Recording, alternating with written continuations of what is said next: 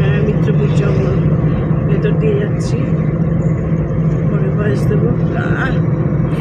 এখানে শাল গাছ, সব শাল গাছ। কত জঙ্গল আছে, লোদাশুলি দিয়ে গেলে পরে লোদাশুলির জঙ্গল।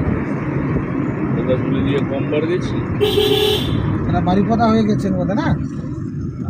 না, আমি ওই করতাম যেতাম তাহলে। এটা ব্লু লেক। এইটা ব্লু লেক। কি ব্লু লেক নাকি? এইটা গ্রিন লেক।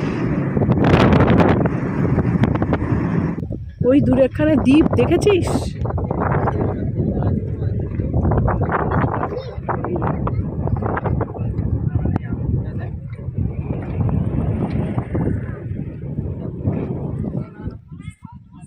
অনেক দূরে একটা দ্বীপ এসছে, ভিডিওয় আসছে অনেকটা। আরে বাবা, কত দূর! আর ওই যে দূর, ওখানেও পিকনিক করা যায়, লোকজন আসে।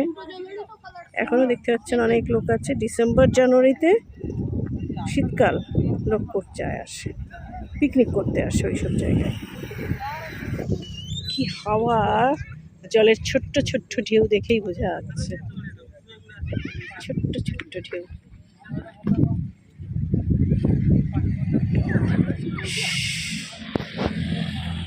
আমি জানি না এটাকে ব্লু লেক কেন বলে, তো আমার তো পুরো সবুজ জল লাগছে। এখানে আবার একটা নেট লাগানো আছে।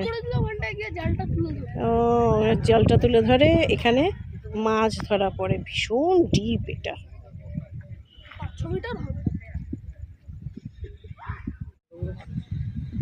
ওই যে দূরে জাল গোটাচ্ছে, মাছ ধরছে।